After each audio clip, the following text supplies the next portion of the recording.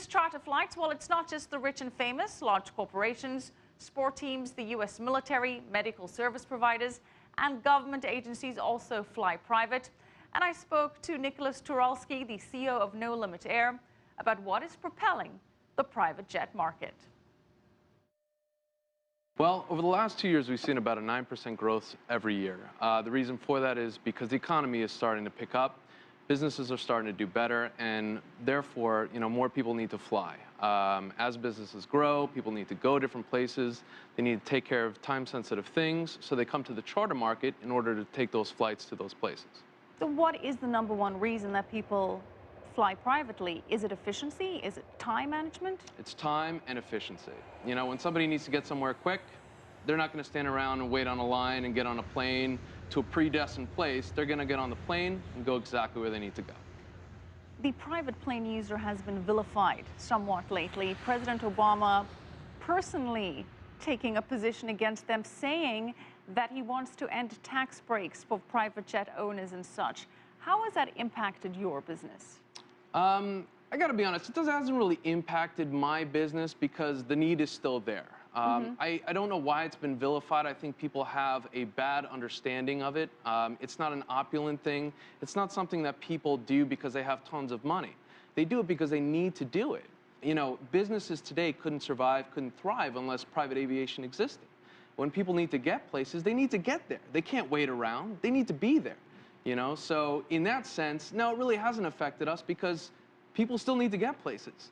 And the number one area that people need to get there using private flight is the USA. According to Forbes, the USA accounts for over 49% of the market. Europe, a close, not so close second with 20%. Which regional areas do you see having the most growth?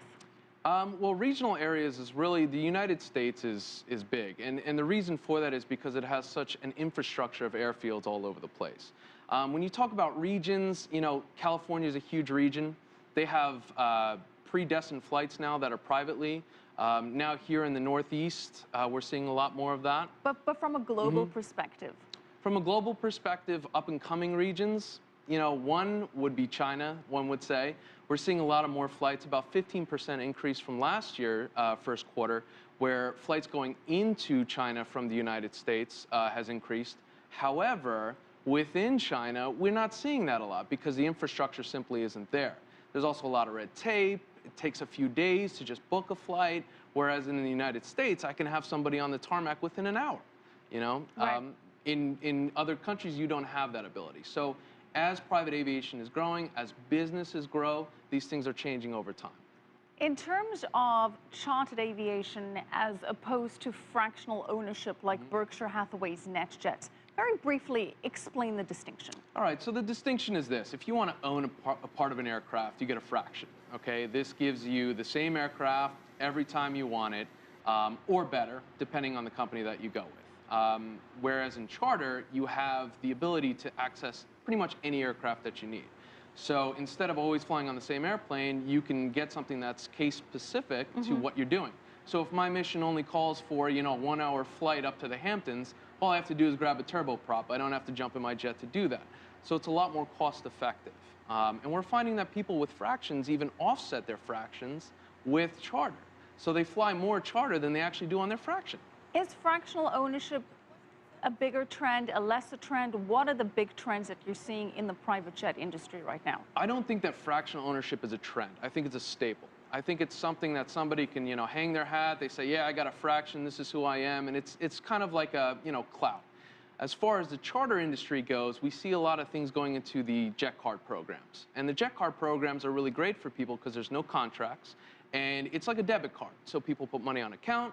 When they need a flight, they just pull down from that debit and done. And it also simplifies the process. So when you charter a flight, you generally need a contract, you need to send a deposit.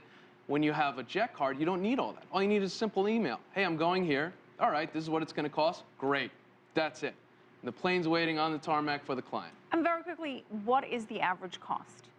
Well, the average, difference, there's a big difference in average cost. So depending on the mission, I'll give you, for instance, from New York to LA, okay, on a G4, you're looking anywhere from about $30,000 one-way trip. But that can always change because you want to jump on a faster airplane, you can add $20,000 to that trip. So it really depends on what the mission is, where you're going, what the purpose of it is, and, well. According to Forbes, the busiest time of year for private jet flying is the Super Bowl. Do you find that to be the case with your business? Well, yeah, I mean, the Super Bowl is huge. Teterboro right now is just completely booked. I think that just to get into Teterboro, there's a waiting list.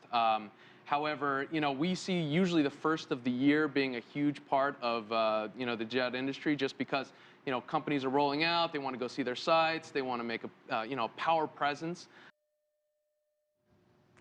That was Nicholas Turalski, CEO of No Limit Air. And as we mentioned in the interview, the Super Bowl will be played on February 2nd at MetLife Stadium in New Jersey. And this year, the FAA expects over 1,200 general aviation aircraft to land in New York area for the Super Bowl weekend. That's a lot of planes coming to see some football.